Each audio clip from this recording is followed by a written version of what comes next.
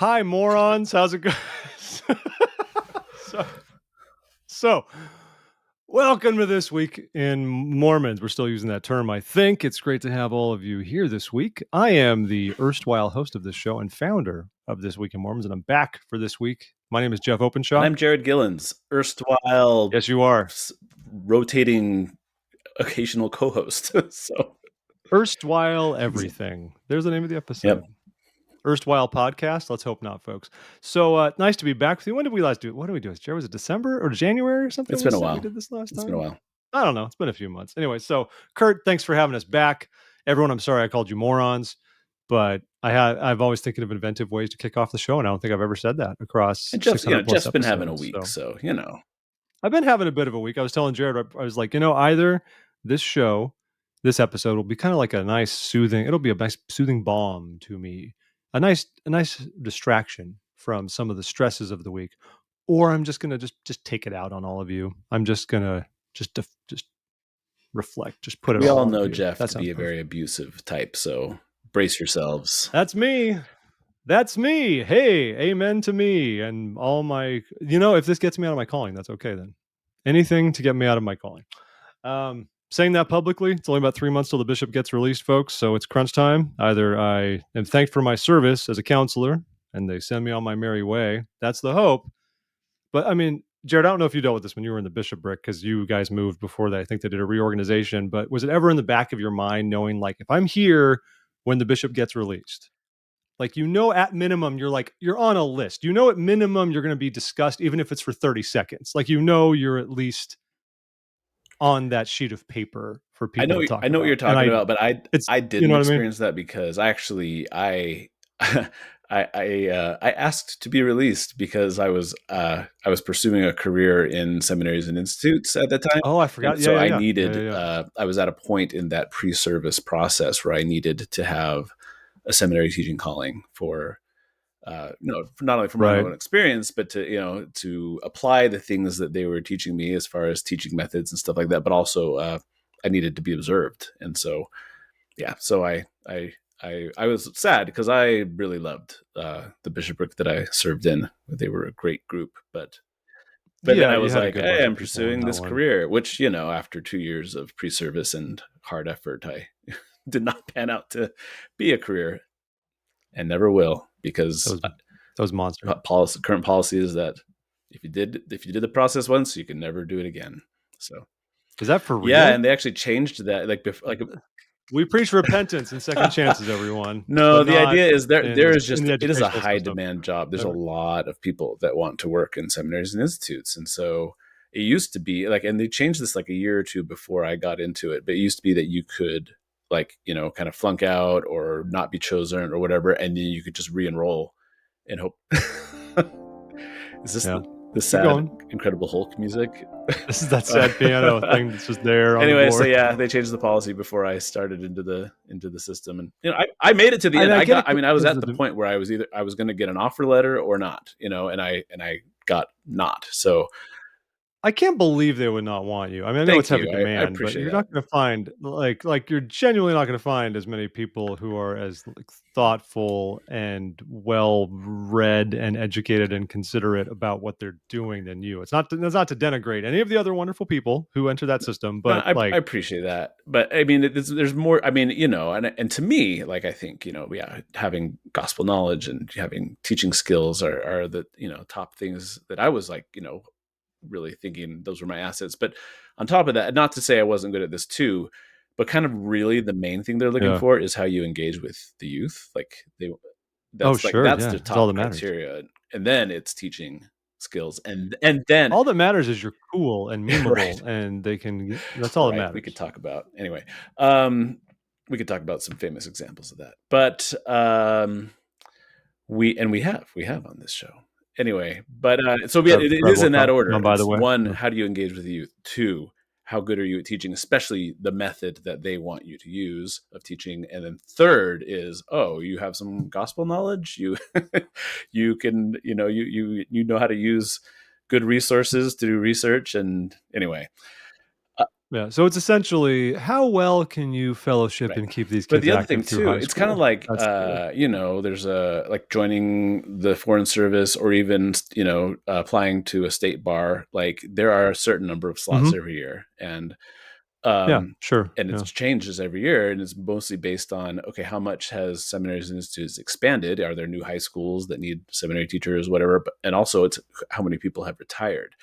And since I was going Mm. into the end of my process was right at the beginning of COVID, right, and part of COVID, if you all will remember, was things like crises like that often make the stock market take a big dip, and so like part of like what may have happened, and we'll just never know because they don't tell you why you didn't get selected, but it may have also just been that there just weren't as many openings because a lot of people who were probably on track to retire suddenly saw their 401k take a nosedive and say, "Oh, never mind, Mm. I'm not." And so, who knows? If it had been Yeah. a different year, I might have filled one of their slots, but we'll never know.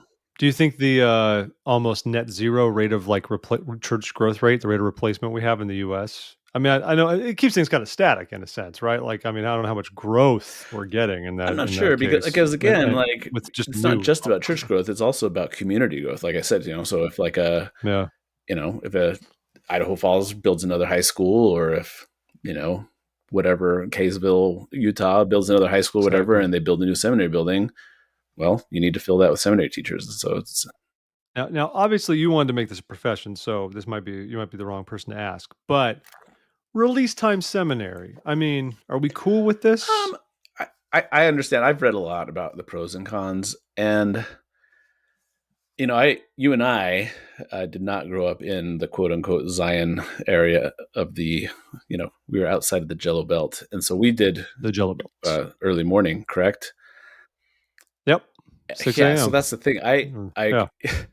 I think that maybe we probably built some character doing that early morning seminary, but I think there's a lot of disadvantages of that too, where you know Just you're exhausted, exhaustion, you know? and high schoolers famously don't get enough sleep already, and so telling them, hey, get up at 5:30 and get to the church real early. And then also, especially now, and I think this started in the 90s but has only increased, more and more students are taking 0-hour classes, and so if you don't live in a place with release time, you miss out on opportunities potentially. Either you miss out on the opportunity to be in a select Mhm. band ensemble or whatever your 0-hour class was, or you choose that and you don't do seminary. So I think there's Yeah, good arguments for release time. and that's what I like because I did 0 period too in high school, so I went straight from seminary and hightailed it to the school. So I think seminary got out at Mm-hmm. 6:40, right? And I think, if memory serves, I think 0 period started at, like, 6:50 or Right. 6:55, so we only had, like, 10 to 15 minutes to get from the church over to high school and ready for band stuff. That's what I was doing in 0 period, but, I don't know, I'm grateful. Uh, it did build character, and I liked that I wasn't getting rid of one of my, like, elective periods in high school to go to seminary. That's not to knock seminary, but, like, I think about the courses I took in high school that would have been something like release time instead. I mean, I took ceramics, I took guitar courses, I got to take extra academic courses, like, I got to fill it with interesting programming for myself. I guess maybe, maybe it works differently for other people. I don't know if Utah's, public educational system is suffering or if there's any data on that, like from the lack of all the LDS kids have like fewer electives or anything like that. Like, is that an issue? I don't know. But I I don't don't know. know. It's a strange thing to me. I do find it strange though, only in the sense that we have been pushing more to have a unified church approach on a lot of things over the past 5 years. I think ditching scouting is one of the most Mm-hmm. notable examples. So we had a unified youth program, men's program, but we still definitely have two different systems for seminary, just depending on the density of Latter Day Saints in an area and whether. And it seems like release time is like the ideal, and we do early morning for all the folks where there just aren't enough church members to justify something along Right. those Well, and that's lines. not just justification for the program, but you also have to get like a school district and in some cases like a state Yes, and legislature that on part too. board. So, Yeah. so Never gonna happen in the godless states where we grew up, my Washington State, friend. that Never gonna happen. liberal, just kidding. Um, Never gonna happen. I come from the land of crying communists. It's delightful. Unless you're from Bakersfield, but otherwise, yeah. if you're in the Central Valley, it's in your Central Valley, it's Kevin McCarthy all the time. But elsewhere, it's just Yeah. California. But I UC haven't been there for a Davis, long time. What do I famously know? right wing. Yeah. UC Davis. Great veterinary program Mm-hmm. at UC Davis. That's what they're I was most going to say, famous it's an for. agricultural Go figure. school. Yeah, they do a lot, like Cornell. It's the same idea. Like Cornell. Well, I'm sorry your dream didn't pan out, but it is It's true. okay. I've having never and having never and I will never apply and try to join that professional ecosystem. I enjoy learning about it from someone who And has like I said, it was 2 dipped their years toes and it into was a it. lot of work to get to a point where they're just like, you have not been offered a position, and you and and I didn't say this in the letter, and you can never apply again. It did kind of feel like, oh, that was a quick door shut in my face. But that being said, I did enjoy. I think I am a better teacher for it. Yeah. I made, I met some really cool people along the way. I don't regret any of it all. But I do, in hindsight now, that's been coming on 3 years since I didn't make it into the program, and I don't know.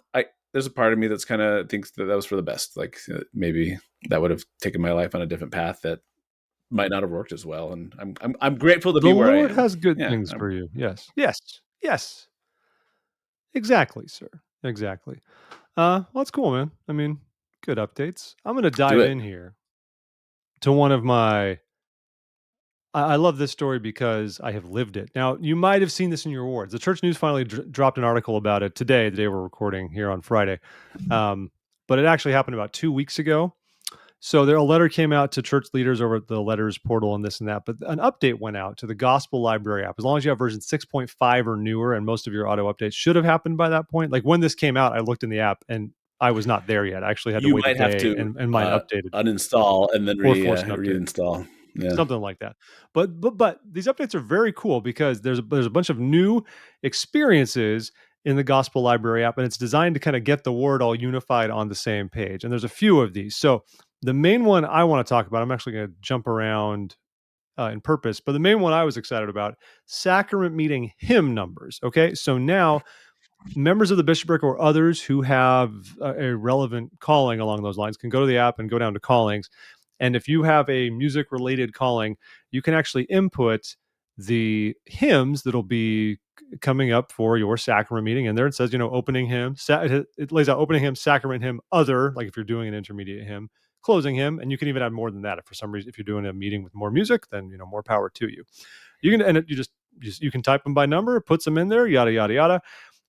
And then when you do this, the app is cool because during the week it won't do anything. And I don't know when the cutoff is in terms of time, but like when your members of your ward or branch show up to church, if they open the Gospel Library app, forced up near the top will be first a nice little like skeuomorphic, whatever we call those, but the what do you call this, Jared? The plaque that has The the hymn thing with the number numbers, the holder. sacrament hymn, the hymn number holder. There's got to be a technical musical term for I've never whatever heard the that thing word is. skeuomorphic before. Oh, do you know No. what it means? It's the terminology for digital design, for things like in apps and stuff like that, but designed to emulate real life materials. This term got real. I first learned it because of iPhones, because back when on iPhones, before people started doing flat design, a lot of the apps were designed to kind of prick in your mind the actual Hmm. tangible thing. That's skeuomorphism. It's supposed to make you think of that. Now we're much more into flatter design and things like that. So it's kind of gone Okay. out of style. Look up skeuomorphism and Johnny Ive, Apple's designer. You will be well blessed. So either way, what is the hymn The hymn number marquee, the wooden holder? marquee for hymn. Maybe a marquee, just a hymn board. Maybe that's all we call it, is a hymn board. Maybe that's what it is. That's what the internets are telling me right now. Yeah. I don't know. The The hymn hymn signal. board, it'll show it'll show that with the numbers you've put in, but also it'll actually have the hymns right next to it, and you can click on them and it just opens up the hymn right there with the music Does it and open up such, within like the it would in the gospel library app, or because there's a separate yes, gospel it does. music app, right? It doesn't open the gospel music app, and it's designed so it looks a little bit different. I've found that even when zooming out, it compresses, so you wind up with like, even in the most zoomed out, you wind up with like 3 bars per stanza, Oh, like to read, whereas so it does not have the exact same view as the music app, but it is all right there in the Gospel Library app. You can click if it's time to sing the hymn, click on it, boom, there's your hymn. Um, it was fun because I was conducting sacrament meeting and decided to throw this on the announcements. And so like I announced it, I actually held up my phone. It was like, hey, check this thing out. And it's fun to watch the entire ward who does not know about this suddenly like look down at their phones. I had to say the caveat, like, we don't want you staring at your phone during sacrament meeting, but you have this tool available to you. So it's kind of cool. So we've been doing it ever since it started. You can put out the hymns too for like a I year know. out.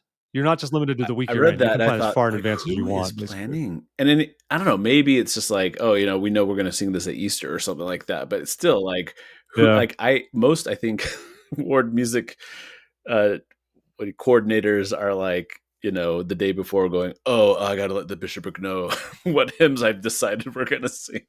Yeah. I'm like maybe a couple weeks out because we work with our music coordinator and we have a spreadsheet and I put in maybe the themes for the speakers or stuff as I'm planning. I alternate meeting planning with the other counselor. But that's it. Yeah, we're not going to go beyond that. But it's good to know you could. The funny thing when you work with a lot of music planners is sometimes you see some of them just clearly like move up a number like through the weeks. Like if they're working their way through the sacrament hymns, you only notice it once you're planning it. But like week before it was hymn number 176, and next week is 177, and the next week is I've 178, and you're definitely just kind of seen, yeah, just ward cruising music along. coordinators just like, just going up, they're like, why don't we just sing all the hymns? We'll just do it in order. Yeah. So one of the other features here is general conference messages, and what this means is messages like how we're assigned general conference talks, typically from the most recent conference when you're in Elders Quorum or Relief Society. Um, Now you can go to the app and you can. Is it only a prompting in the app, or will it send a notification to the members? Do you remember if it I'm says that, not Jared? Like, will it sure. I don't know actually if it like pushes. actively ping your quorum to say, "Hey, yeah, I'll push a notification and say, hey, I'm not read this, sure, but I you know it. I bums." mean, I know that if you open the app, it'll like it's one of like things that you can kind of and that's the other thing, you can It's design put. your layout, right? And that's the other update. But like, yeah, you can make it so it's just like boom, I can see what we're doing. And I think that one only allows you to update it like 2 weeks in advance, which makes sense because Which may, yeah. you study one talk and then you're not going to have priesthood society for 2 more weeks. So Yeah, see, so I need to get my warden gear because right now it shows us for May 14th, which is our next time we're doing it. But general conference talks have not yet I been do entered. appreciate that though, because my ward coordinates because I think there's a lot of leeway here. Like sometimes the stake says, "Hey, we Sure. suggest everybody in the stake do this or whatever," but in our but I think everyone does it differently anyway. In our ward, the priesthood and relief society presidencies coordinate because I think they just decided it would be nice if everyone's reading the same thing.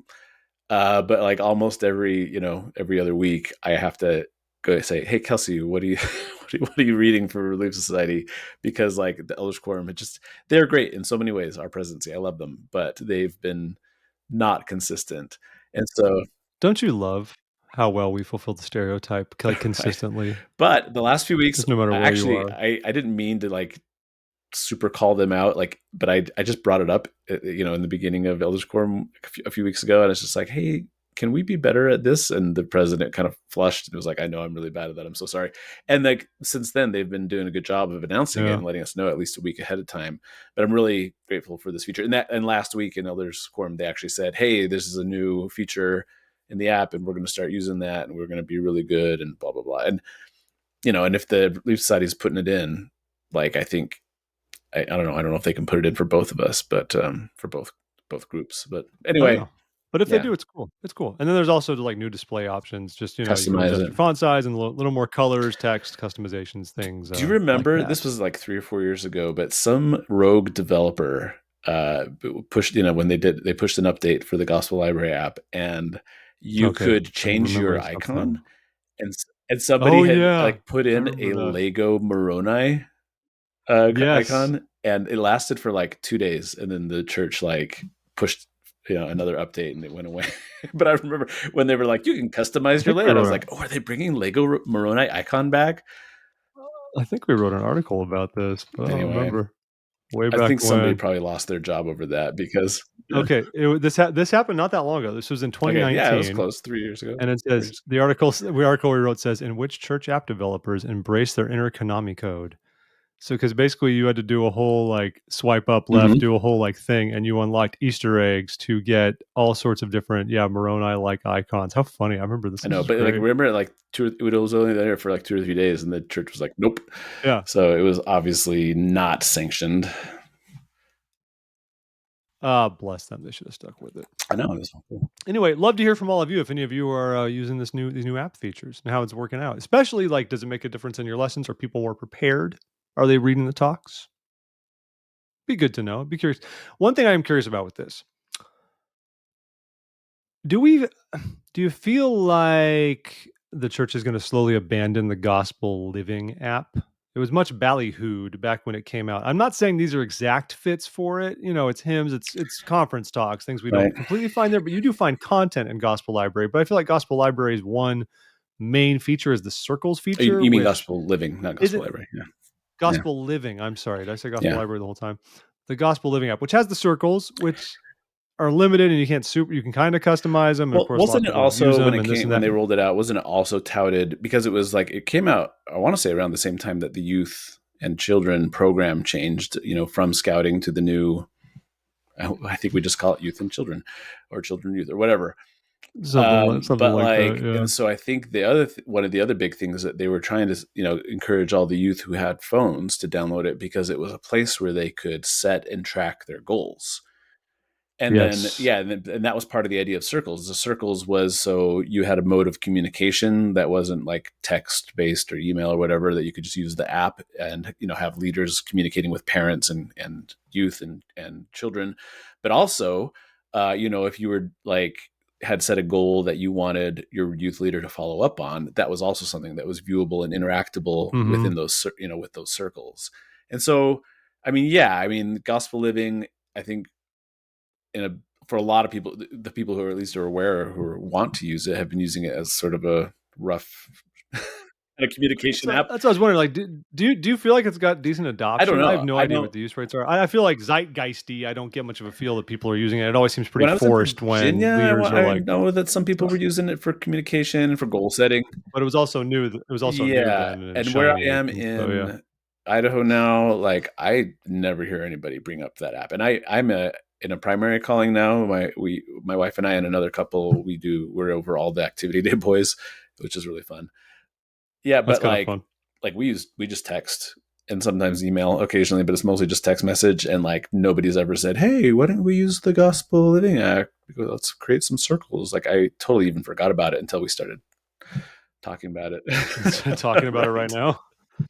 I mean, I don't even know when the last time was, because you can do things like it's got music, it has goals, thoughts, like, I get the idea behind it. Yeah, I'm the I'm really goals, like I curious said, if yeah, I think people it was supposed to be part of like a way to implement the goal setting and youth and setting. goal. Here's Youth my and goal, live the yeah, word of wisdom. youth and children. My goal. I'm going to adopt this goal. Strive to be. I'm adopting the goal. I'm going to live the word of wisdom. Mm, I mean, it is smart because if you click on doing a goal, you can add steps to complete your goal, the areas of growth you want to touch upon. Like if it's spiritual, social, physical, intellectual, the quadrants for like the youth program, you can choose all those things and you can set a date when to do it. Like these are good ideas. Don't know if anybody does it though. yeah, I don't know. yeah. Anywho, Anywho, I wanted to real quick. This is not part of like technically part of the news, but it's something that's come up a couple of times now, and it's tangentially related because we were talking about the hymn marquee. I I feel how related it is. Yeah, So a totally. few weeks ago, my brother, who lives in godless Southern California, texted me and another friend of ours and said, "Hey, have you guys ever heard of an impromptu choir?" And we're like, "What are you talking about?" And he said, we were in a sacrament meeting, and then the ward, um, the coordinator, got up and said, "Hey, we're just gonna have an impromptu choir, and anybody who wants to can just come up and join." And basically, they just said, "We're singing this hymn out of the hymn book, and just sing the parts if you want to." It's called a hymn book choir. My ward used to Okay, do okay. them So you, so off this, and on. okay. Yeah, So anyway, but he said yeah. it was just really weird because he's like, "Why are the way it ended up turning out?" It could have just been a congregational hymn. Like, why not just say, "Hey, we're going to sing a congregational hymn"? Because Yeah, like yeah. people choose if they're going to sing in that anyway. Anyway, and I was like, well, that's really weird. And then last week in Elders Quorum, in the beginning, one of the ward music directors said, "By the way, in a month, we're going to have on this date." He announced a future date, 3 or 4 weeks away, and he said, "We are going to have an impromptu choir, and we'll be singing." Yeah, You're like, well, by right. definition, Exactly. He said, Okay, "We will sure. be Not singing to be a Joseph pedant. Smith's first prayer just out of the hymn book. Anybody who wants to can, join it, blah, blah, blah."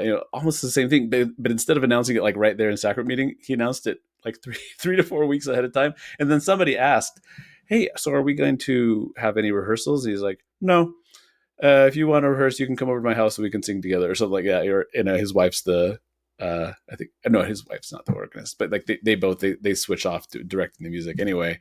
And I just remember Okay. thinking, so first of all, it's not impromptu if you plan it and announce it 3 to 4 weeks in advance. Second of all, yeah, I mean, if you have that much time, why not? Why not have like a few rehearsals? Like, And actually it do a doesn't have to choir be or like do, like, super a real formal and choir. have a fancy arrangement, but it's like, hey, here's our little maybe call it an informal choir. Maybe that's a better word than impromptu. But like, anyway, it was just like, this is really weird. And it's like, I remember thinking, my brother's ward is so strange for doing this odd thing. And then my ward is doing it even in an even weirder way. Even And now stranger way. We haven't a, done one a for a long planned time impromptu choir. where we So are. anyway, I has We've anybody Yeah. have our listeners, do you guys experience this or anything similar? Is it just a weird quirk of church culture in the West? I don't know. No, well, I mean, it happened out here, right? Like, we had it. I haven't seen one for I mean, our last time we did one was probably pre-COVID in Hmm. our ward. I remember one time they did the hymn book choir, and so many members of the ward went up there, I thought the same thing. I was like, "This is like most of the ward is now on the stand singing the hymn. Why is this this is like just like a congregational hymn at this point." So what is like you said, so what is the difference Exactly. really? It's fun, it gets people up and excited. I don't know. Just Maybe it's have a good everybody stepping stand for stone the if you're congregational hymn. Like struggling, that's which we do a lot. And last week we did it, but it was to a song that had a very oh slow, like 3, 4, 6, 8 beat. And I was like, really pumping up here, getting the blood yeah. going. See, I like standing for Yes. the congregational hymn because it's Yes. like that seventh inning stretch, and sacrament meeting isn't even as long as it used to be. We cut it by I 15 mean, 1 minutes, hour is but hard. still, it's nice, especially if you have some not as skilled speakers. But anyway, it's nice. Yeah.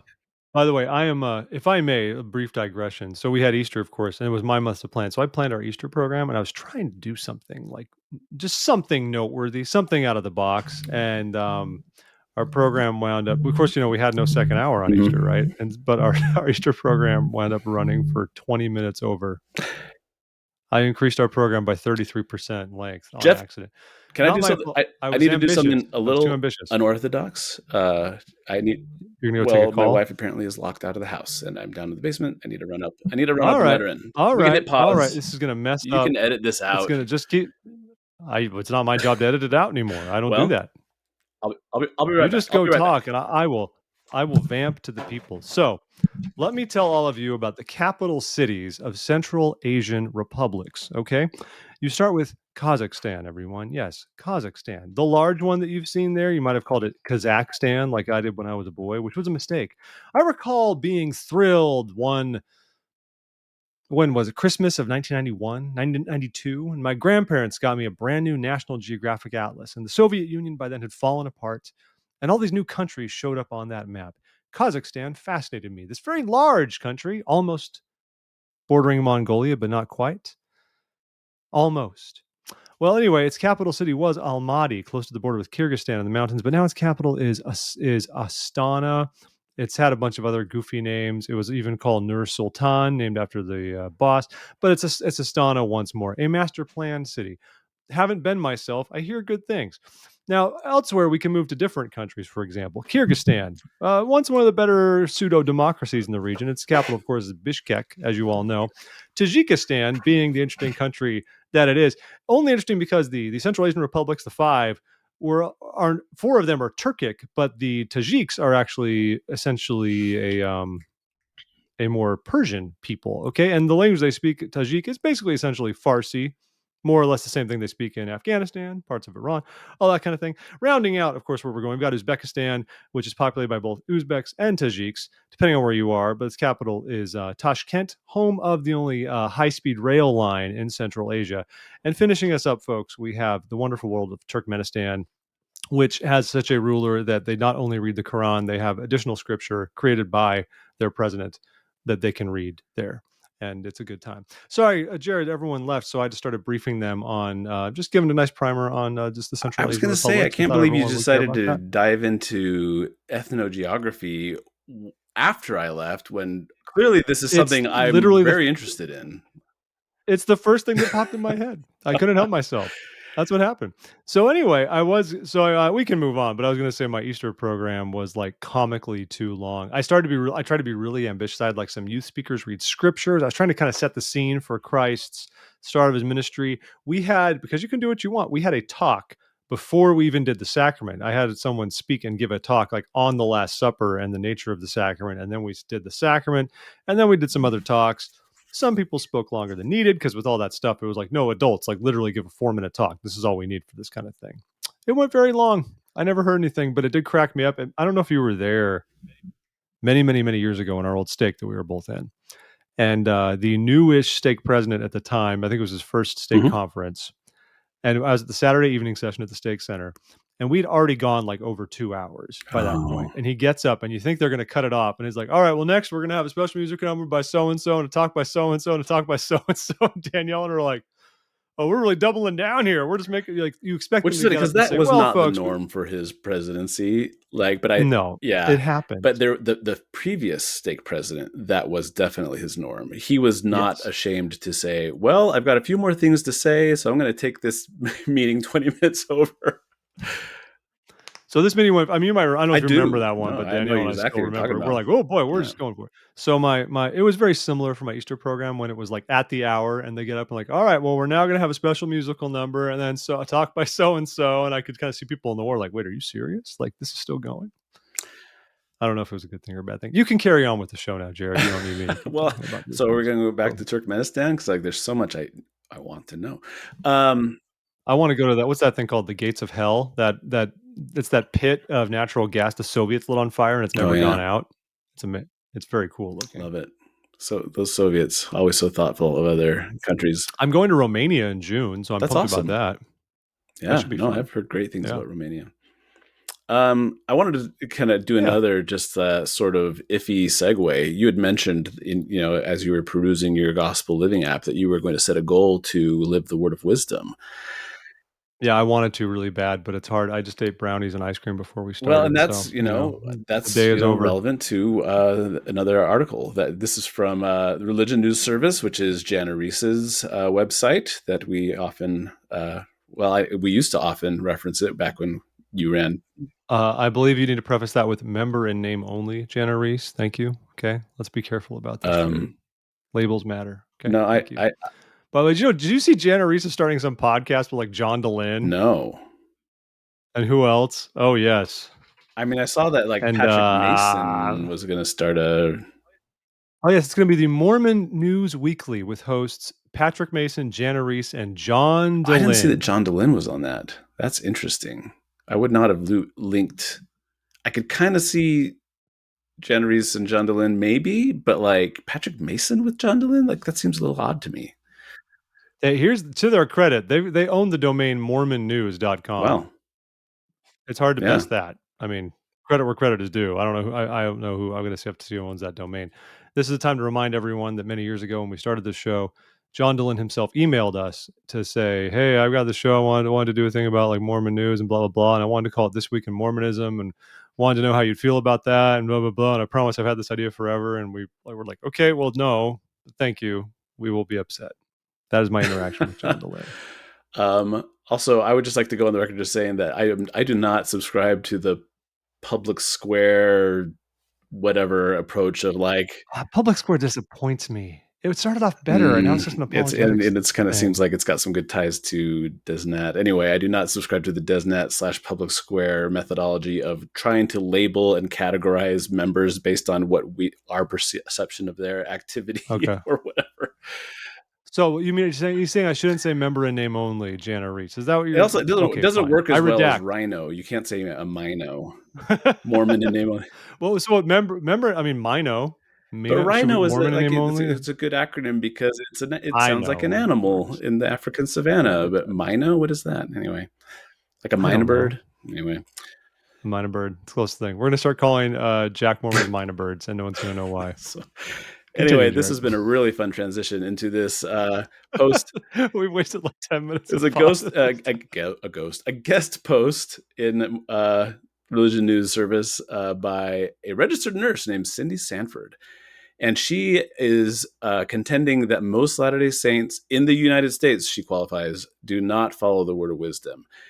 And she's like, and it was funny because that's the hook, right? But then she's like, no, we're not talking about coffee, tea, and alcohol and tobacco. I'm talking about sugar and refined Yeah. flour, and and it's interesting because I think you can definitely drive this point too hard or too far and kind of get out. Because like really, when you sit down in a Temple Recommend interview, it's like my understanding, having briefly served in a bishopric, as we noted before, is that if when I'm asking somebody, do you obey the word of wisdom? And if they were to ask a clarifying question of what that means, the official line is alcohol, coffee, tea, tobacco, and other harmful drugs. Now, you could Yeah. probably get real down in the nitty gritty and try to make an argument that refined sugar is a harmful drug. I mean, it behaves on your brain much the same way cocaine does, according to some studies, right?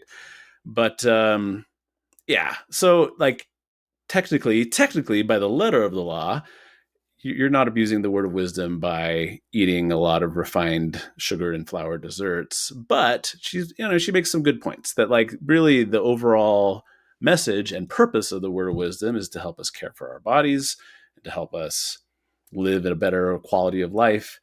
And we eat so many processed high sugar, high fructose corn syrup foods that we're really we may be obeying the word of wisdom by letter, but not necessarily by spirit. And Yeah, I yeah, get I that. mean, and again, and she points out that beyond the prohibitions that we usually focus on, it does talk about eating whole grains and fruits and vegetables and herbs, that we should be eating meat sparingly, and we don't really do that. That's not the American diet. And so I don't know. It's interesting. Part of the pun, food for thought.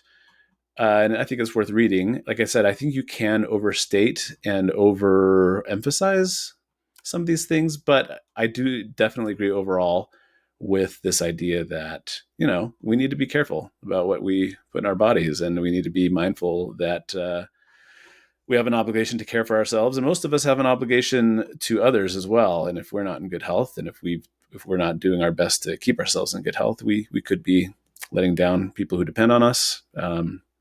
And just take care of yourself. Take care of My yourself. Jeff, why did you eat my brownie and ice one cream? Come on. my one I like the stuff here. My one beef. Did you mention the one stat there from 2006 that said Utah Mormons were 14% more obese than I did non-Mormons in see that, and I Utah? And raised that's my actually eyebrow. it's interesting. It's actually it used to be worse. 10 years prior, it was 34% more likely to be obese. The one thing I worry about is she does say most Mormons are doing this, and I feel like her evidence for most is strictly Mm-hmm. anecdotal. I don't necessarily disagree from my lived experience as a Latter-day Saint, but that's also just purely anecdotal. Um, is yeah, I mean, yeah, sugar replaces. I mean, for goodness sake, So Delicious and Swig are proliferating all over the Mormon corridor, as we once called it, right? Literally a place where it's like, how can I put more sugar into your soda? And by the way, would you like a sugar cookie to go Mm-hmm. with it? Like that is the business model. We absolutely overdo it on sugar. I don't know if I've taken the time to notice, like, is my ward majority or plurality obese or not? Have I don't know. You know, it depends. I mean, it all varies, but I agree with the general premise from what I have seen. And I would love to see us take all aspects of it more seriously. I'm a terrible offender in this regard myself. 100%. 100%. You give me like homemade cookies, and I have a very hard time not Sure. just going to town on them, right? But but in that sense, it is like a vice that I guess you could argue in some ways has some sort of control over my body. Cause like if there's cookies, I have a very hard time legit just saying, like, I'm good. Just give me one. That's fine. No, I will go and sneak more Yeah. and I will enjoy myself and Well, blah, the blah, other blah, thing blah, though blah, blah, is, and blah. like you were saying, like this is not just a members of the church word of wisdom thing. This is an American thing, and it's not just an American thing. That's It's part of a it too. Yeah. developed countries thing. Like, and you see things. But we're worse about it here than they We are in are. like in There's like, Europe remember there was or that somewhere book else that for came out like sure. 15 years ago. So it was like French women aren't fat or something like that. And it's like, it's a developed country, but maybe the French are better at portion control or whatever.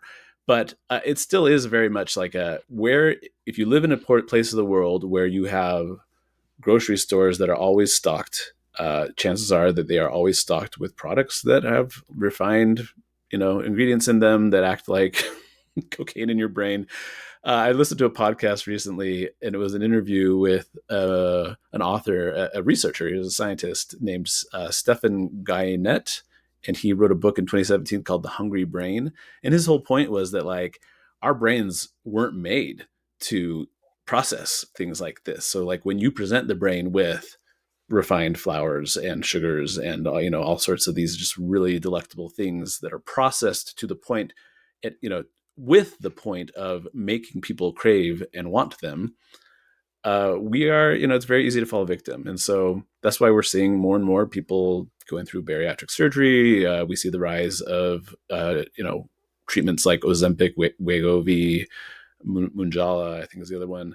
Like because people are trying to combat this brain chemistry thing. So it's not just a Latter-day Saint Yeah, thing. But again, I think her point is like, hey, we have this word of wisdom specifically to help us care for our bodies, and we're failing. But it's like, okay, I mean, good point, but American food culture is failing all of us. So a big time. And like you mentioned, so this is a study I found a number of years ago, but I can't imagine it would have changed much since then, just based on the way society has evolved. But it showed among OECD countries, which means like it's an index for like how right. developed a country is, right? Um, America has back then, it's probably worse now, but a 36% obesity rate, which was far beyond even the worst European countries. And usually the fatter European countries are some Eastern European countries, like formerly communist ones that had histories of poor nutrition before the communism fell and all that. Uh, yeah, we don't walk as much because our cities aren't dense walkable cities. We drive everywhere. We sit around. I agree. It's an American thing. I do wonder why it seems like I mean I've always assumed it's because we don't drink alcohol, but like why is there so much sugary business in Oh no, Utah I compared to definitely, and elsewhere? You know, but we were talking earlier, about your rough day, and you mentioned that you had a brownie and some ice cream, and that's how you dealt with your rough day. Like, if you weren't a member of the church, you probably would have had a scotch or a brandy or something to deal with your rough day. I would have. I'm pretty sure if I were not a member of the church, I'd be into dark liquor. I think that would Yeah, be no, my I think thing. I'd be like a I can craft beer tell. snob. Like, I feel like that's my I can personality. see. Yeah, I could see that being you. But Yeah. no, like, and so I really do think that we cope with our lack of other vices by doubling down on the sugary treat type vice. And like you said, that's not just like baked goods and ice cream, but it's like, yeah, the proliferation of soda places. We have them all over Eastern Idaho too. And I will say, Mm-hmm. I have partaken. Like and it's funny because I'll always get like a Coke Zero. So, but then it's got like all Oh these yeah, you're pumps fine. of like You're sugary fine. syrup that go in there. Yeah. And Yeah.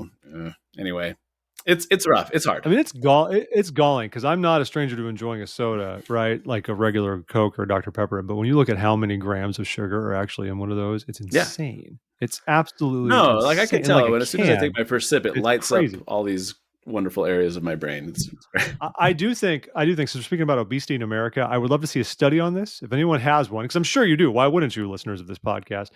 Um, it was around what early mid '90s when like fast food places started getting into free Mhm. refills. That was not a thing when I was a young kid, and now it's very much the norm. If you want a refill on that drink, then good for you. So you get because they don't care. They make tons of money off of the margins on soda sales Oh yeah, are that syrup is so ridiculous. cheap. Yeah. And I would love to know if there's a notable like increase in obesity since then. Because we talk about other countries like in Europe, they don't even do that really in Canada, to be perfectly honest. But like in Europe, they don't do that. If you get a drink at a fast food place, even you get what they give you, and that's all you get, and that's it. It's over. If you were to go ask them for a refill, they'd laugh at you. They would, what are you talking about? Buy another This drink, then you conversation is hoser. What totally is? making me think about some of my favorite moments from Parks and Recreation, where they have like the child-sized soda, and it's actually the size, like the volume is, Punch yeah, burger, and yeah, punch if you burger. liquefied a Yeah, child, it would fit in and this. This is the Sweetums. volume that fills the cup. Yeah. And the other thing is, you're talking about. Oh yeah, how we rank, and it was like, oh yeah, wasn't one of Pawnee, Indiana's old mottos? It was like first in friendship, fourth in obesity, like Oh that. yeah. Yeah. Yeah. Anyway, I All digress. right, all right. So speaking of the Wasatch Front, at least, so you might have heard the term silicon slopes. Also, potentially the silicone slopes, depending on what you want. I mean, it's it's Utah. Isn't it usually Um, saline now that they use for breast implants? Whatever it is. Point is, stretches of the Wasatch Front, especially notably, I'd say around Point on the Mountain, Lehigh, in that area in particular. There's been a big tech boom there over the past few years. It's part of why your Utah real estate has gone up to what it is, and why it's much more expensive than it used to be and stuff. That's a great thing for the economy. People are excited about it. There's an organization called Silicon Slopes that kind of, there's essentially an advocacy organization pushing what they're doing, and they have a convention every year, and there will be a summit, as they describe it. There will be a summit in 2023, folks. Absolutely, there will be a summit in 2023, and do you know who's going to be the keynote speaker at this summit? And before you say something like the guy from Google, or the guys from Google, or Mark Zuckerberg, or better yet, Elon Musk. Before you say that, Jared, I want you to really think about who would be the best fit for this. Well, first of all, not Elon Musk. No, it is not Elder Stevenson, who might actually be a decent fit because he did own a significant share in Nordic Track, and that would make sense. No, everyone, Elder David A. Bednar of the Quorum of the 12 Apostles of the Church of Jesus Christ of Latter-day Saints, as he's been introduced, will be the keynote speaker at the Silicon Slopes Summit. Okay. I mean, this is nothing against anyone involved. To me, at a glance, knowing Elder Bednar's professional history was not one of tech. He worked in business and organizational behavior. Mostly academia is really what his background is. And then, of course, he's a leader in the church. And it's nice to have a dignitary of sorts. But I'm trying to thread that needle. I don't quite get the fit. I don't know if this is just Utah playing to Utah or what, Well, it but is. It is not only like okay. you said. Like it doesn't. I don't want to. I'm trying to. I don't want to like. I'm not here to like bash Elder Bednar. Like the guy had a very No, no, obviously no, a not at very all. fulfilling and good career for him. He's currently a member of the Quorum of the 12 Apostles and is doing his best, to be a good church leader and be a moral example. All those things. Like nothing against the man, but he just doesn't like. I don't know. Yeah, based on some of the other speakers that I looked through, like the other highlighted speakers list, and they're all like big CEOs and tech That's what I was about to innovators. say. Did you look at this? You got like the CEO of Right, Delta, the co-founder of right. WordPress, Google Cloud CTO, and then you have David A. Bednar, Quorum of Yeah, the and so 12 it's really odd. Apostles. Like it's an odd fit, but then also on the other side of that coin is he does have a role as a member of the Quorum of the 12 Apostles, and so I think this used to be more common if you go back like 20 years to see members of the Quorum of the 12 and like people high up in church leadership doing events like this. But it feels like that they've really tapered that. Even like I remember when I was at BYU towards the beginning of my time, in the early 2000s.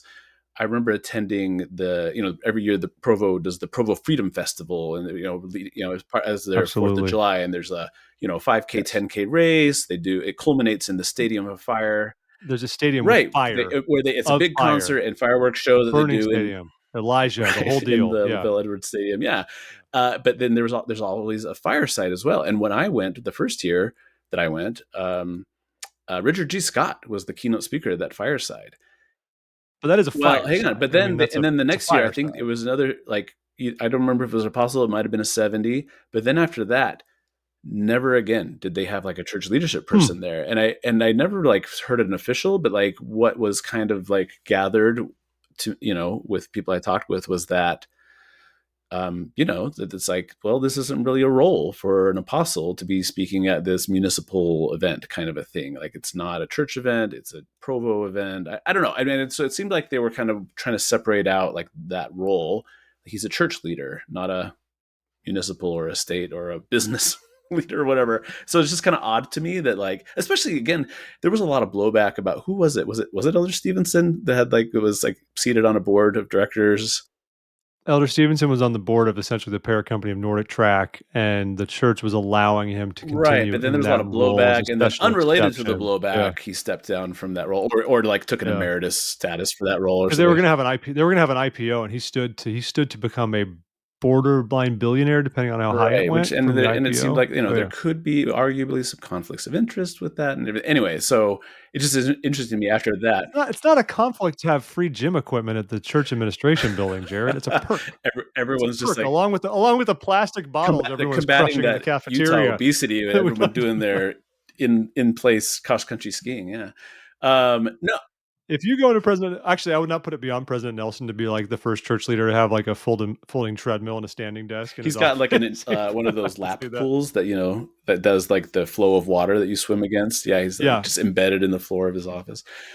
President Nelson's Yeah. No, legit. He's I'm legit. just saying, Mhm. after like that kind of people raising their eyes about like the connection between like the business community and this leader of the church, and then now a leader of the church has been asked to speak at a conference that's all about the local business community. I don't know. I mean, I'm not saying I don't think there really is It's anything wrong fine. with it. It just makes me go, why? You know, what's his role here? And It's an interesting thread. I mean, unless maybe he is on a church. I don't know what church committees he's on. I wish they would list those for the apostles. Like you get glimpses of it here and there. Like you kind of know who heads up the missionary sure, committee and some other because things. they But mentioned something about it in their conference talk or something. Yeah, is he on some kind of like a technology committee or anything? And community the other thing with the church outreach. is like the church cares about tech. We do, but we kind of sit around and we're like still like 3 to 4 years behind a lot of trends. To everyone's credit, and the wonderful developers, like they've done a lot of work to bring us up a lot faster, but we're not on the bleeding edge of tech in the No, church. I mean, we're a church no, first and and while foremost. We're even while and they try to make advancements and improvements, they also drag their feet while they're doing it. It's really interesting well, situation. I don't envy them because having spoken with people on the inside, a lot of these initiatives that come out are I mean, it's like this reminds you the church is a corporation. It's literally like 70s or members of the presidency of the 70s who swoop in and they're like, hey, we need this thing and we need it in 4 months. And they're like, that's not how you do this. But they're like, well, we don't care. Give us something. And so they give you like random half-baked apps and initiatives and things because you have, I wouldn't say capricious leaders, but essentially you have general authorities who kind of want what they want and they just want something and they're not thinking it through and what it takes and all that kind of stuff, and so that slows us down at the end of the day, Yeah, right? I mean, we get winning things like the gospel library app. I think is very well developed and it's also the oldest one and we've had a lot of time to mature it yeah. quite a bit, right? And same for some of the other apps. Anyway, nothing against Elder Bednar. I just don't get the fit, especially as the keynote speaker. I'm curious to see what he'll say, what'll happen here. Like, will we how much are tickets to this thing? I want to know. You gonna go? Yes, I'm going to fly to Utah just to go to the Silicon Slopes Get Summit. your I'm press so pass.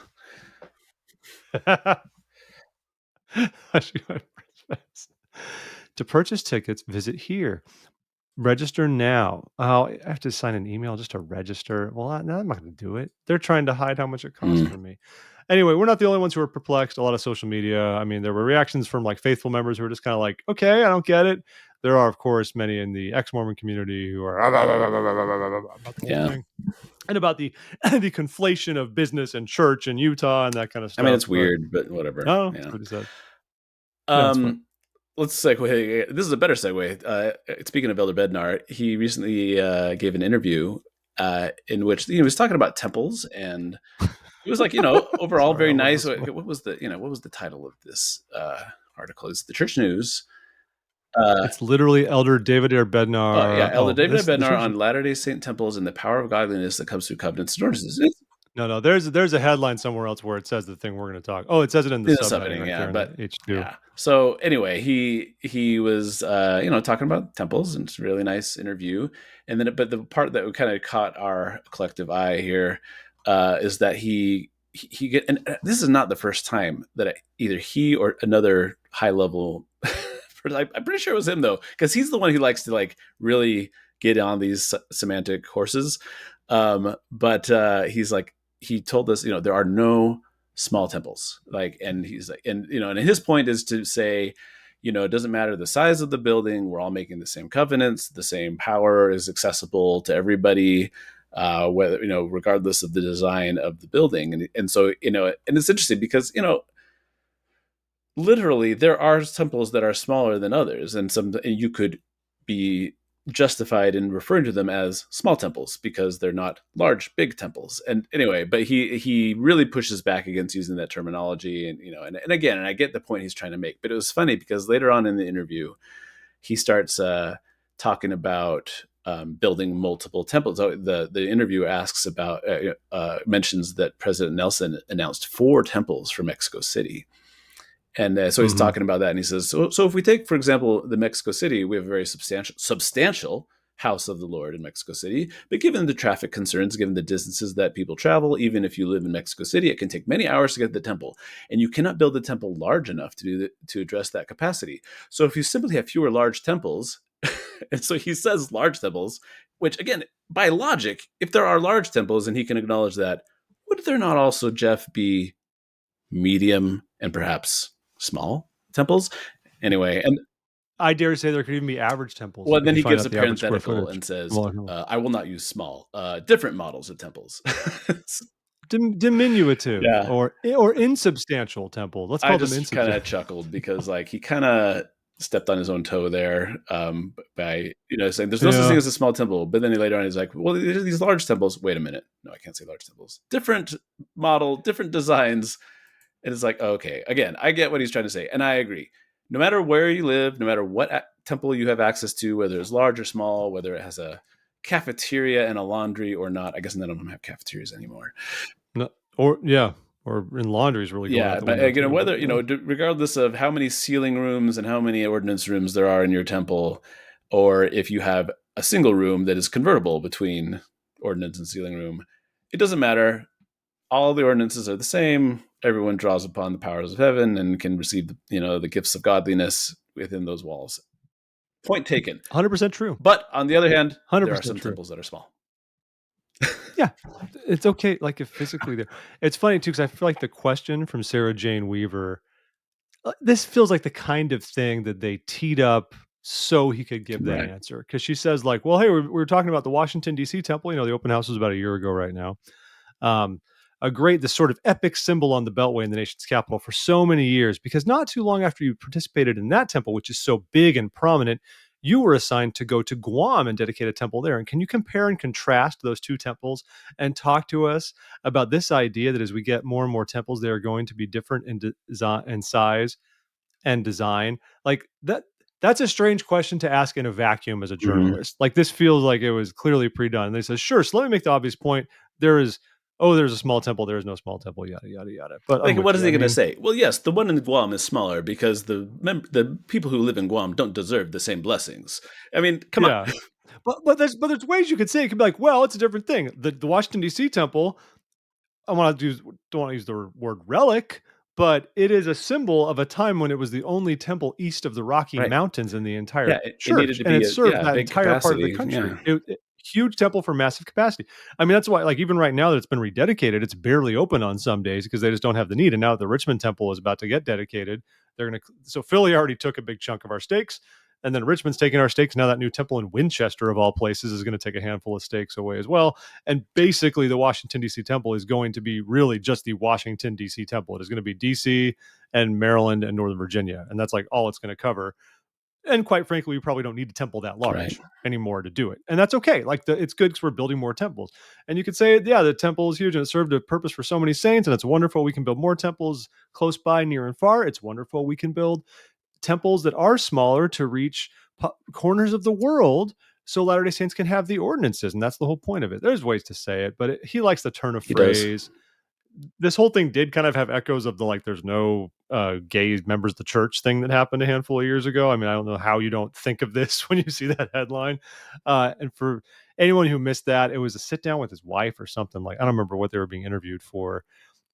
Elder Bednar's point at the time, he was simply reacting and saying like, look, there are no like that's not the first identifier you He's should trying to avoid have like a as divisiveness, right? He's trying to say we're unified he was as trying to, yes. members of the church. Like, yeah. He says his first time so there was a question. Someone said like, how can homosexual members of the church live and remain steadfast in the gospel? And this was from many years ago. This was from 7 years ago now.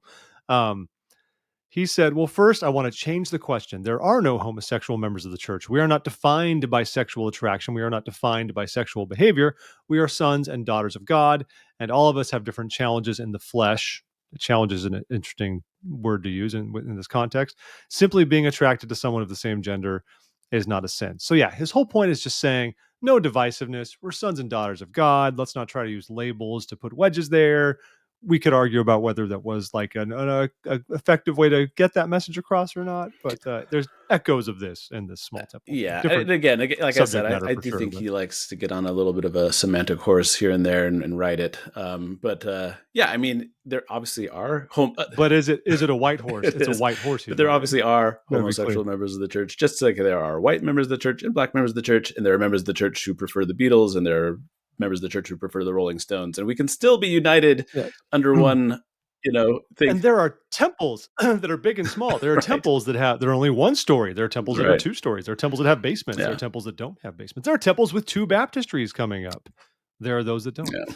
Um, so another fun pivot here. This is an interesting article coming out by Trent Toon about the church's military advisory committee and how it is supporting service members and families worldwide. And overall, I think this is a cool thing to read and learn about this whole part of the church and this committee you might not know much about. I mean, there's kind of a 70 who heads it up, and then it's a lot of members of the military um, who work in it, and their job is to keep tabs on the needs of the service men and women that who are church members and advocate for them. I think that's all well and good, and the article goes into the history of the committee and kind of how it came about and the things they do.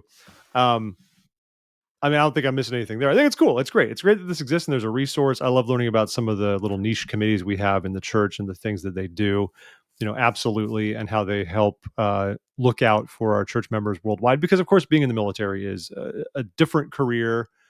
It's challenging and involves a lot. And having something like the camaraderie and togetherness you get from finding fellow Latter-day Saints and then finding out you have people thinking about you in the halls of the church as well, like thinking about your situation, like that's a great thing. And that's going to, I think, help you and benefit you as a member of the church and help you be able to live your faith no matter where you are. That's a great thing overall. So cool rundown of this in general. Jared and I did notice a couple of curious things about it, though, because it would not be Jared and I doing a show if we did not pick apart random things the article did not intend us to pick apart. But here we are. One thing, it's the church's military advisory committee, but the military people on it, it's all American military. It's all American. You got some advisors you got a couple elder, general authorities. You got a couple of civilians, but it's American military. There's nothing wrong with it being American military per se, but they do say part of their job is to look out for members in the armed forces around the world. And I do understand, like, yes, there is the notion of American military hegemony and cultural hegemony. I understand that if you are a Latter-day Saint from Austria, there is a much smaller chance you have many in your ranks who are somehow stationed abroad in the Austrian armed forces, right? Like, I get it. Like, the American military is pretty Right, but like if pervasive. you go to We're around. countries like Brazil But, or Mexico or Chile or a lot of these places where there are high yeah, concentrations of Latter-day Saints, I'm sure there are a lot of LDS people serving in the military in those countries. I'm sure it happens. So I do find it curious that we have not formally diversified that need. I know it's different because, of course, the needs of like American military are going to be pretty specific to the American military and and that lived experience. But I don't know. It jumped out at me. It's like, okay, this represents everybody, but like, does it? Because it seems like we're really just thinking about the U.S. military. They say they care about everyone globally. It is funny because there's a little section called Serving the Global Church, and it uses the example of Major General Mario Enrique Risco Carmen from Peru, who's a Latter day Saint who retired from 34 years of service in the Peruvian military. Um, and it says, like, the committee serves the global church, not just, members all around the world. And then it talks about this brother Enrique Risco Carmen here. And he says, for many years, soldiers in the Peruvian military were forced to engage in a culture of drinking and smoking. The church was not well known, and a few in the military admitted to being members. But following his baptism, Carmen found strength in connecting with other active Latter-day Saints who became like brothers, including one military leader who served as his bishop. And as members have lived their faith, they've gained the respect of others, and things have gotten better. Which And is a this and very that. nice few paragraphs. All of Very that nice. all of that is well and good, but nowhere in here does it actually say that the committee did anything for the saints in Peru. I mean, it doesn't say like they reached out to the committee to like find help and guidance. Like Yeah, and it's I'm just not curious if the totally writer there. forgot to like draw that connection, or if he just put in it for an example that didn't have a connection and chose not to call out that there was no connection to what the article was actually about. And it's like, is that the only example? I want to know what's actually going on with non-American military members, and I would like to know how they actually are advocating for them and how they're involved in the Right. process. I'm rightfully curious about Well, that. I think that's especially completely since fair. because not only another thing we noted was that it says that, and this is up towards the beginning of the article when they're like explaining what the committee does. But yeah, there's this little bulleted list, and here's what they do, and it's like advise the first presidency on challenges faced by service members globally. Okay, we don't globally again, but still, it's like okay, they advise the first presidency. Great. And then the second one it says assist with the church's military relations division in training and mentoring new chaplains endorsed by the church. Good, good. Then serve as liaison. Oh wait, did I skip something? You're looking for the prison Yeah, sorry, thing? I Is that totally what you're on? skipped. Yeah. No, it's on the first bullet. It Oh, says, it's on yeah, the. Oh, what is then the yeah, next one is I yeah, skipped yeah, the part. yeah. Yeah, the first bullet. So it says, okay, so yeah, so they're advising the first presidency, including events and conflicts worldwide. What is happening in the church's prison ministry? Then policies affecting service members, activation and retention efforts. It's like in the middle of all this stuff that's like relevant to military service, it mentions just real quick in passing that they are also briefing what's happening in the church's prison ministry. So do they have like, it doesn't say this, do they have some sort of stewardship or leadership over the, are they over the church's Apparently, prison yeah. ministry? And if so, why? Like, I'm really glad we have a prison ministry. My brother-in-law actually goes and teaches like a Sunday school or institute class in prison, and it's been a really fulfilling thing for him. I love that we are ministering to everyone, prisoned and free, whatever. But why is that under the military advisory? I just think they didn't know where else. It's like the same logic that told Brigham Young to send all the Icelandic people to Spanish Fort because he thought they were Danes. I don't know. They just said put them somewhere. Yeah. It all seems like it's It's really, I don't really know. It's odd. just And it's just sort of like, and then later at the very end of the article, there's a quote. And again, they just kind of throw something out. And it says, it's a quote from Elder Jagi. I hope I'm saying his name right. Jagai. I think Yagi. Yeah, I know the one at the very end. Yeah, he quotes King all right. Benjamin, And then right? he That one. says, sorry, let me find it real quick. I want to make sure I don't. It's just that you just scroll to the end of the Okay, yeah. article. Okay. You go to the So end and it's the older there. dog, he says, citing King Benjamin in Mosiah 2:17, he said, every man and woman who embarks on a military career, national guard, prison or jail systems, or hospital ministry is serving God by virtue of serving others. It's like, wait a minute. So is there some stewardship over the There's hospital hospitals. ministry as well? Like, I don't get it. Like it's sort of like I think I don't know, yeah, it's either like, oh, we just lumped it in There's like, because they're all Danes, or is it just sort of like we didn't this thing that this ministry, this service isn't big enough to have its own organization, so we're just gonna stick it under this one because yeah, it might be that. I mean, I think it's that. Though we could choose to believe it's something terrible, like the church sees military service and policing and incarceration and because members of the corrections as like military are all the same effectively exercise. prisoners in You the know, U.S. system. Like, I don't know. many of our committee members have experience with military prisons, and that has helped them as they work in the state and federal prisons. You know, like we got a bunch of people out there near Pueblo, out there in Cajon City in Arizona or Sure, whatever, or in Colorado. I mean, you know, hanging out at all the supermax places, right. killing times. I don't know. I think they just included it to include it. I don't know. I don't Yeah. know. Let's move on. So this one, I don't think we need to spend a lot of time on it Okay. because Look at us, 1 hour and 8 minutes already. we're We're so doing good. great. We never think Nope. we'll hit it. Good for us. I'm very proud. So this is just a little blurb in the Deseret News, and it says what one researcher calls the seismic political shift happening among young Latter-day Saints, and they link to a Substack article where what's his name? La la la. Ryan Burge. He's a political scientist at Eastern Illinois University, and he found some really interesting data.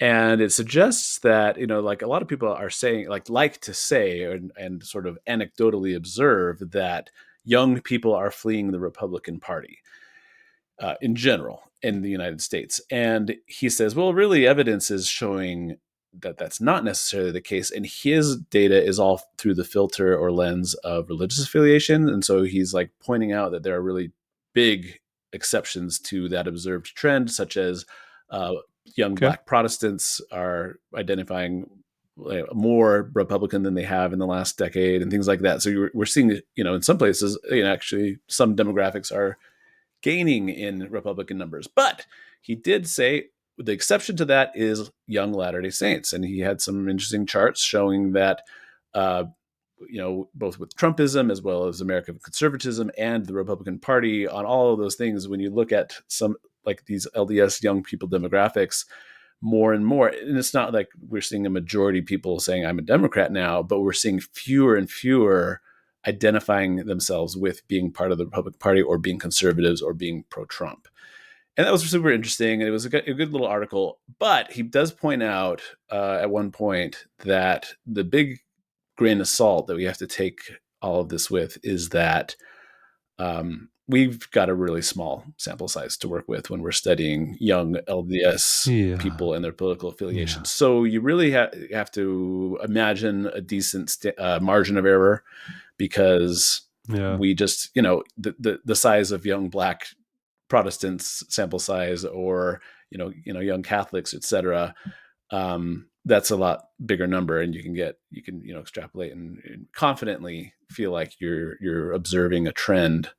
Whereas anyway, so yeah, anybody knows anything about statistics, and I don't know very little, but I know enough to know that sample size is important, and if you're dealing with a small one, so read the article. It is interesting. Read the Substack article. It's great, but remember that it might not be everything that it says. And he acknowledges that, so bless him. I think Utah's going to go firmly purple within another that'd be interesting. Know, 10, 20 more years. It might not matter with the way they draw their districts, but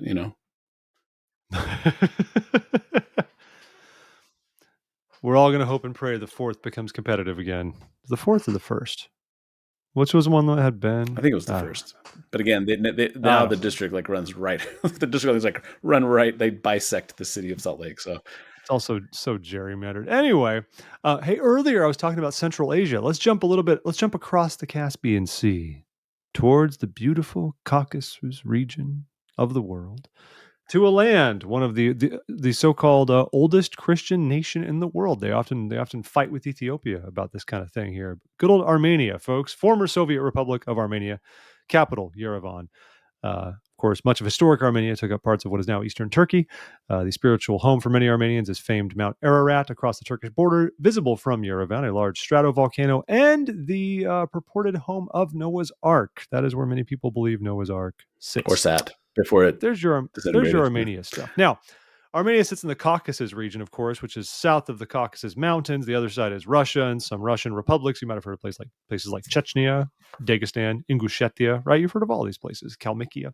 On the south side, you got Georgia, Armenia, Azerbaijan. Azerbaijan is Shiite Muslim. Georgia is Orthodox Christian, and Armenia is Orthodox Christian.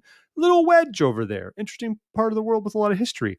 And the church has sent a lot of missionaries to Armenia a lot in years. And in fact, a lot of people like my age, I've known a lot of people who went on missions to Armenia. Like when I was just how I've known growing up, going to college, knew a lot of folks who went on missions there.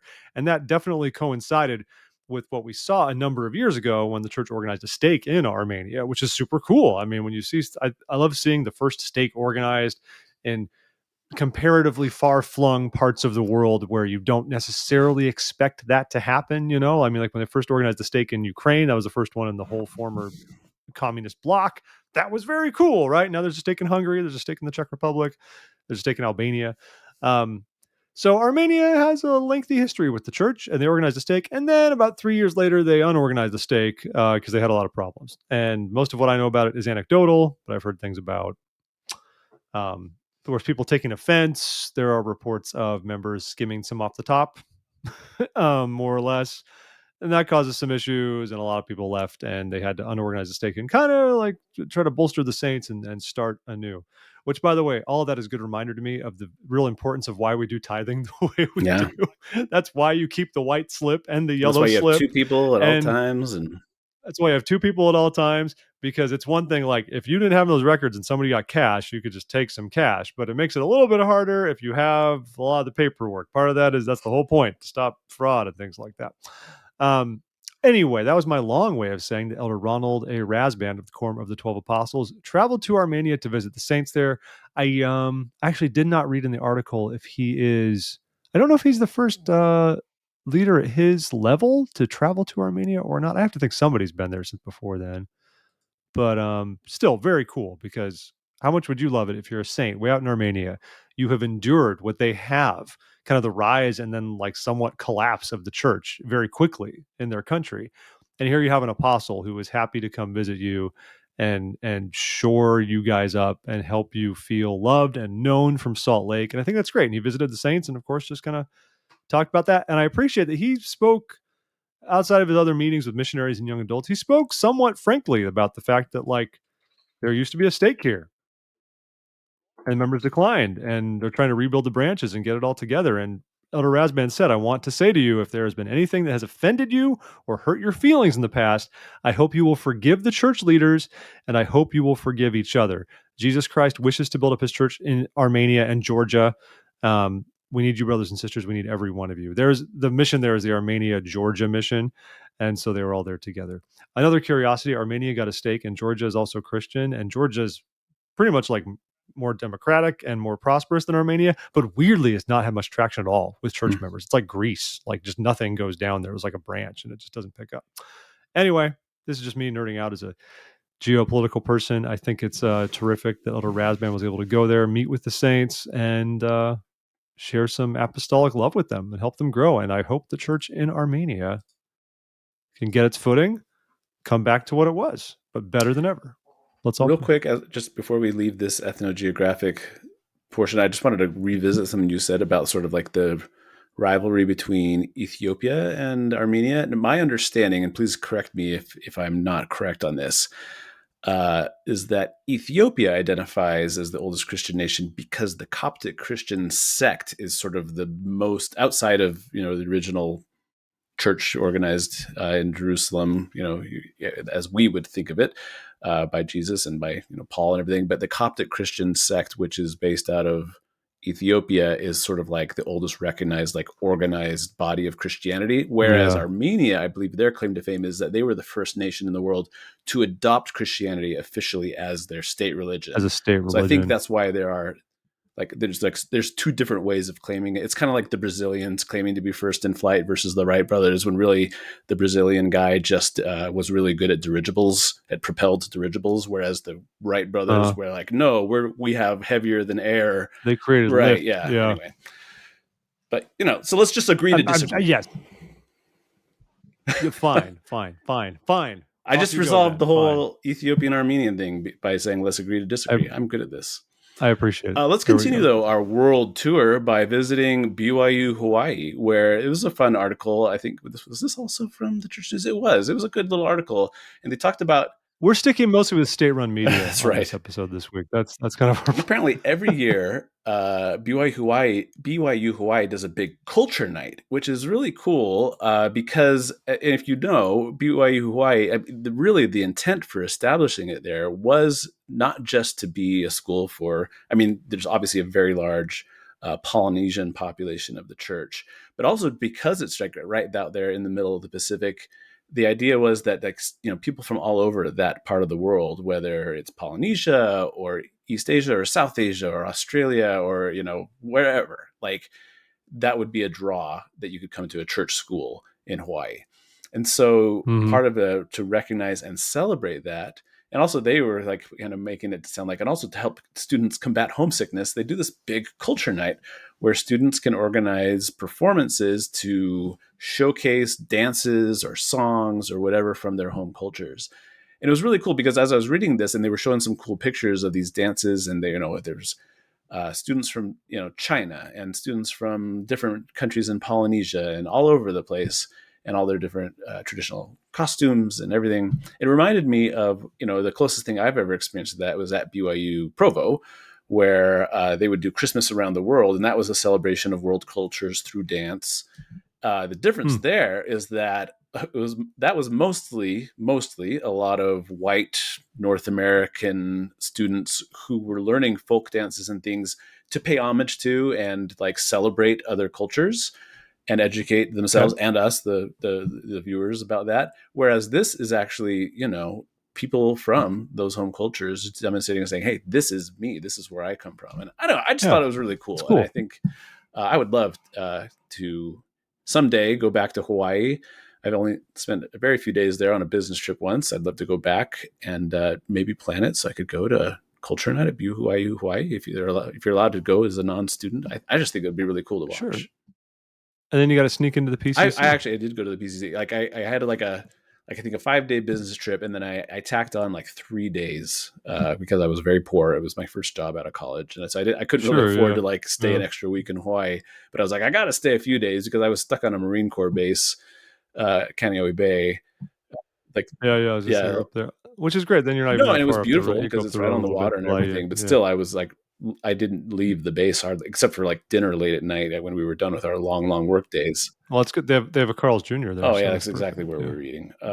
No, and so yeah. Anyway, so I did one of the things I did on one of the extra 3 days. I did do the PCC. I rented a car and drove up to the North Shore, and it was gorgeous. And then I went to the PCC and beautiful. loved it. But yeah, love to go back. Take my wife. Go see some really cool culture night. Anyway, good article. Check it out in the Church News. I went to the PCC with Al because the only time I've been to Hawaii is when he was still at BYU Hawaii, and I visited him. And being Al, because the PCC is right above Right, yeah, BYU it's Hawaii, basically, it's I mean, connected. yeah. And so if you know people, you can walk around the back of the PCC, and like one of his buddies just like held open the gate like to the fence in the back, and we just walked. Nice. Oh, so when you say sneak into the PCC, you meant it literally. I literally mean I paid nothing. We walked in and walked around the exhibits, and then made our way over to the show they do and stuff. And yeah, it was great, delightful. So let's continue our tour to the nucleus of civilization. Everyone, that's right. No, not Wichita, New York City. Everybody. And this kind of I don't have a lot to say about this, but it's an article at Times and Seasons called "Is There Less Crime Around the Manhattan Temple?" So the author Stephen C. wondered, like, do religious buildings cause a decrease in crime around them? Do they cause an increase, perhaps? Is there any kind of like a bubble effect that might happen? So he took all of New York City's crime data since 2010, made a heat map out of it, and tried to make the case or just decide whether there's more crime around the Manhattan Temple or not. Of course, it's right by the Lincoln Center where there's a big dip in crime. And it looks like it's kind of between a couple of hot spots. The great thing is at the end of the day, he's like, really, like, I didn't learn any. I can't tell you definitively one way or the other what this is. The temple is wedged between two crime hotspots, but those are also major intersections. Now, it might be worthwhile, I think. I mean, this one about the Manhattan Temple, which is a very urban temple. I don't know. I don't think you're going to get crime data for like Hong Kong. Look at it for like Los Angeles. I don't know. The lot there is so huge, it might not matter. But it'd be fun to compare this to.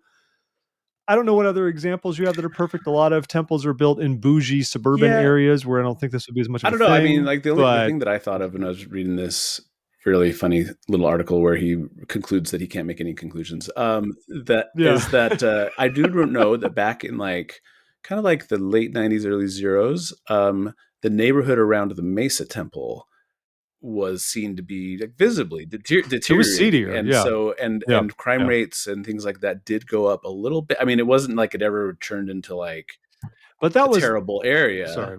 But that was less the temple and more it was just like, it was old Mesa. Yeah, I mean, right? But it was just old and not but again, it wasn't gentrified, just right? that it was getting run down and seedy, but like there was, a lot of times when you have like a little bit of urban or suburban deterioration like that, crime rates creep up a little bit. And sure. And there were some people I know that like felt a little unsafe going to the Mesa Temple at night, things like that. I mean, I was just there as a missionary, and you're kind of fearless as a missionary. I went to a lot of neighborhoods I probably shouldn't have gone to at night in South Phoenix. But I don't remember thinking it was all that bad. But anyway, but I know, but also the church often invests heavily in communities where they have temples, and famously, buying up the Crossroads Plaza and things like that, because that also was getting run down. And the church, I mean, I know that a lot of people see it as sort of a capitalist for-profit move on the church's part, and I don't want to weigh in on that, right now. But I think a lot of the motivation for that was also just, hey, this is our home base. We want to keep our home base nice and, make sure it's all taken care of. You have to go at least 3 blocks away to see anything. Right. anything run. But no, but like I get it. It's kind of like the lessons from from like Sure. Disneyland in a way. I mean, Walt Disney could only buy that land, and famously, he absolutely hated that he didn't own the land around Disneyland, which to this day is not seedy by any means, but it's populated by a bunch of random motels and hotels and stuff like that. And he cannot control the environment to have the vibe and the And it has atmosphere he expanded a wanted, bit. which was The Disney resort hotels are now abutting and things like that. they have, but if you go to Disneyland, it's wedged right there in the Sure. middle of Anaheim with stuff right around it. Whereas, and that was some of the impetus behind the Florida project and buying as much land as they could quietly, so that they could like control the area around it and have space and not have it be a repeat of Anaheim. And we could get into all kinds of stuff right now with Disney I in was going to Florida and say, what's like, going on there right now.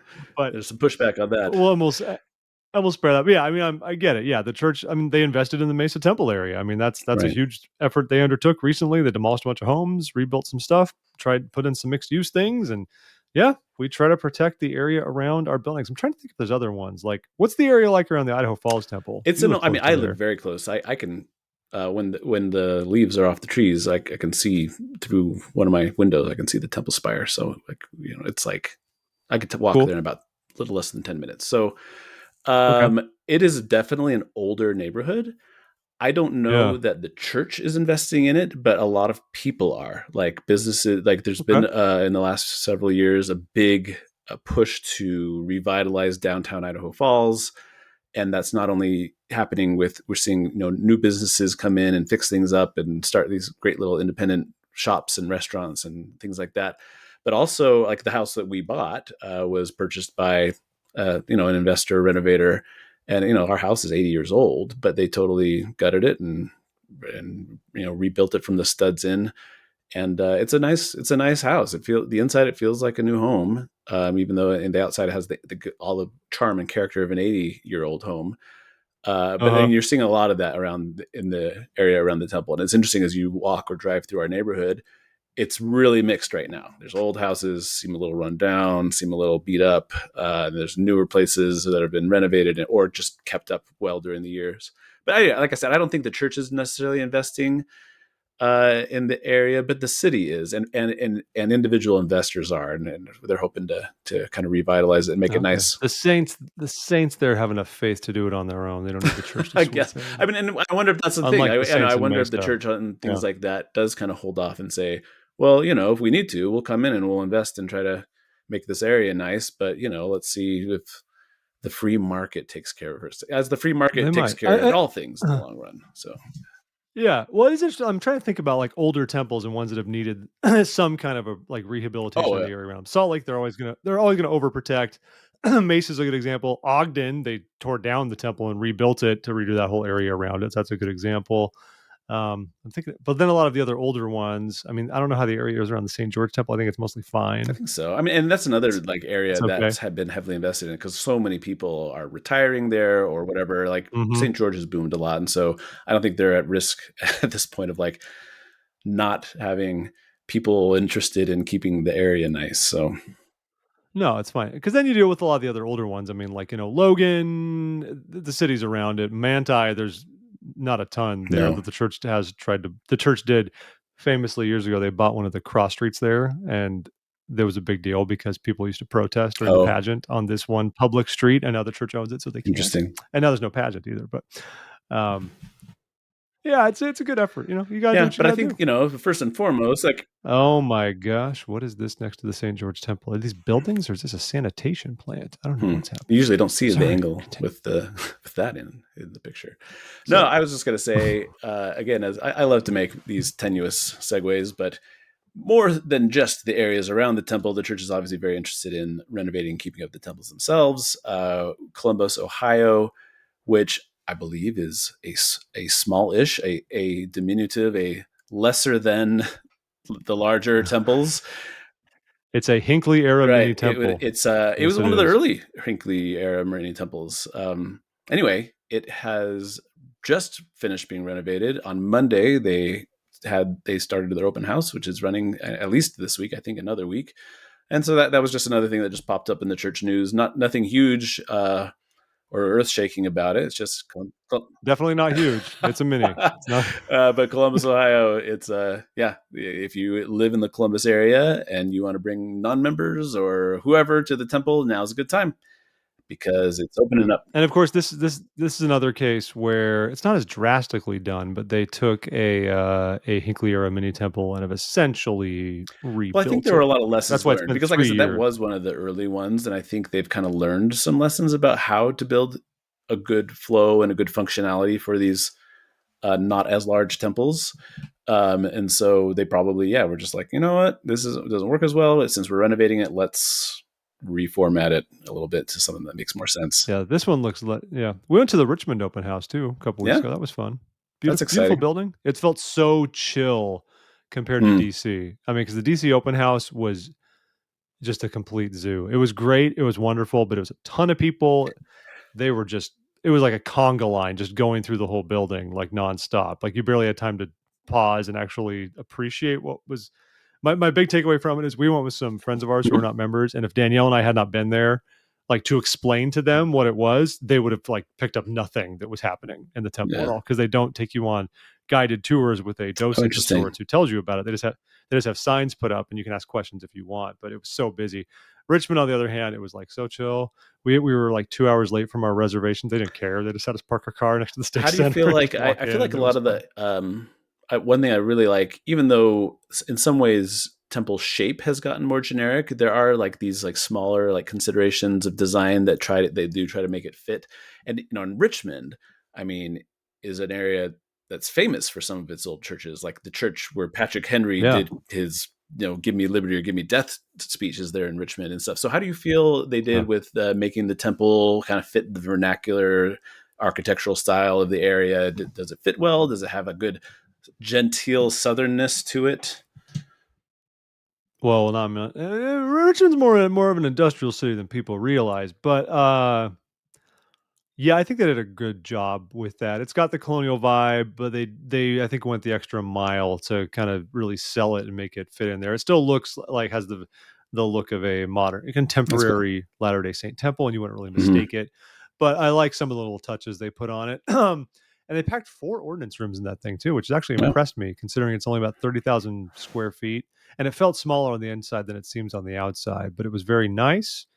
Uh, yeah, the 4 rooms was interesting because no progression at all, unlike some other places where you do the 2 rooms prior to the celestial room. This is just everything in the 1 room, which also means no mural. That's the only downside. I like it when you've got the 2 rooms because the first room they've had murals that kind of reflect the history and stuff of the area. Yeah. Like my home Newport Beach Temple is very cool because the first room you're in has this amazing mural of jagged, rocky Pacific cliffs and tide pools and stuff, and it's really neat. But there's nothing wrong with that. It was great, very beautiful building, nicely put together, and it was really fun to go there. I'm very psyched. First temple in Virginia, and an enormous blessing for the saints throughout the Commonwealth who have been assigned to DC. And now, if you live either in Hampton Roads or Richmond or Charlottesville or anywhere else, you've got a temple much closer to Yeah. you than you did That's before. great. So it's terrific. Hey, I know we're Yeah. at an hour and a half, but I think it's worth this last thing. Yeah. No one's listening Well, if anymore. you stayed So this this long, is here's a treat. So this is a it's a treat from our friends at By Common Consent. But actually, it was a really great short little article called "Be a Neighbor" by David. I don't know if it's Huston or Houston, but I really liked it. No, Houston. it's Huston. Okay, fine. And anyway, he talks about the parable of the Good Samaritan, which is in my top 3 parables. I love it. And one thing that he points out is that the way that the lawyer, gets Jesus into this parable is, he's asking questions, and you can see by and his analysis is saying, well, like this lawyer is obviously trying. And when he says, "Who is my neighbor?" He wants Jesus to define an in group and an out group. He's looking outward, like who are the neighbors that Mm. I'm required to love, and then by implication that would also tell you the neighbors you don't have to love. And then the way that Jesus finishes the story, he asks a question and says, "Which one was the neighbor to the person who was injured?" And rather than acknowledging it was a Samaritan, he just says, "He who showed mercy." And so he reverses it, and instead of saying, "Who do I have to look outward and recognize as my neighbors, and therefore some treat kindly or with love and some not," And instead, Jesus turns it around and says, who do you have to be a neighbor to? And the answer is everyone. You are supposed to be the neighbor that the Samaritan was in this story. And I really loved that point. And I think it's a really good insight that Jesus was such a master of teaching and a master of just turning things on their head in order to teach a really profound lesson. It reminded me, just real quick, if you'll indulge me, some of you may know a few years ago, the Maxwell Institute out of BYU published a series of brief theological introductions to the Book of Mormon. If you're watching on video, I'm holding up the one for the Book of Helaman, which was written by Kimberly Matheson Berkey. And I remember listening to an interview with her before this volume came out, and she was talking about the people, the Nephites in the Book of Helaman. And she emphasizes this idea that this article talks about, that like a lot of times we ask the question looking outward, like, well, who do I have to love, or who do I have to be better than, or who do I, who am I allowed to look down on, or, who am I need to be more righteous than, or whatever. And she talks about how at one point in Helaman, the Nephites begin to get penitent. But then as they're reflecting on their sins, they start saying, yeah, we were wicked like the Lamanites. And it's like they can't conceive of like their own wickedness outside of comparison to these people that they've been at war with for generations. And she says they seem willing to introspect, but every time they get close to really seeing something about themselves that needs to change, they take a hard left turn and start vilifying the Lamanites for being wicked and for being corrupt. Their own moral feelings can't hold their attention. What does hold their attention is how much they hate the other guy. And into this, Mormon weaves an editorial reflection to describe the ways that God's Spirit cannot be with them because they're not focused on themselves and their own moral improvement. They're focused on what's wrong with everyone else. And she says that's a theme in the Book of Mormon, but especially in the Book of Helaman, that, instead of focusing on ourselves and noticing, and she said for them, noticing the secret combinations taking root in their midst. She said, if I had to name one theme for the Book of Helaman, it would be this. This is why it comes up so often. Mormon seems to be diagnosing the problem with the Nephites as a problem of sight. They are looking in the wrong places, and as a result, they are setting themselves up for destruction. And I think that's a good reminder, in conjunction with this article from By Common Consent, that all of us do it. That we want to compare ourselves or think, who am I supposed to love, or who am I supposed to serve, or who are my brothers, or what's my group? And instead of like looking outward like that, you say, well, how do I make myself the kind of person that Jesus is teaching, and not worry about, where to draw lines, but focus on, am I becoming a good Samaritan? Am I becoming a good neighbor? Am I becoming somebody who can evaluate myself and my own sins without comparing myself to others? And if so, I think that's how we know we're on the right track. Anyway, I just really like that. And I highly recommend these awesome little books. They're fantastic, and they're all really short, and they're really good. I want to get those. I haven't seen those. It's funny, again, living in Eastern Idaho, they released them one at a time, but once all of them were out, they started selling a box set, and it was a little pricey, but I showed up at Costco one day, and they were selling box sets of a Maxwell Institute publication at the Idaho Falls Costco, and it was like 20% cheaper than what you could get anywhere else. So I picked up the set. Oh man! All right, pick one up for me if they sell. Anyway, yeah, it's great little stuff. It gives you some good insights and help you with your personal study of the Book of Mormon. Anyway, I love this, and that's a good reminder to all of us: be a neighbor, be the kind of neighbor that Jesus was illustrating in the parable. That's great. I have nothing to add. Wonderful sentiment. And we come in at an hour 37, or actually maybe a little shorter because there might be some editing. Who knows? Kurt can do whatever he wants. Podcast. Who knows? Everyone, let me know if you got to hear about Central Asia or not. Do you know the difference between Turkmenistan and the other countries around it? Let us know in the comments. Or with Tajikistan and the others. Exactly. Absolutely. We wouldn't even start talking about Uyghurs in China or other things. Well, folks, it's been a delight. Nice to be back. Thank you for inviting us into your ears. We hope this has been aurally pleasurable for you. You're welcome. And go to thisweekinmormons.com. I believe, of course, you can go to patreon.com/thisweekinmormons. And Kurt does legitimately put up, stuff for the patrons, which I never did. So kudos to you, Kurt, and go sign up there, folks. Support the show. It ain't free to do this kind of stuff, so make it happen. And appreciate you taking the time to listen in. Jared, it's been great seeing you, buddy. Seeing you too. Thanks for having me back. Always a pleasure. Maybe we'll talk to you guys again sometime in the summer or something like that. So until then, that's Jared. I'm Jeff.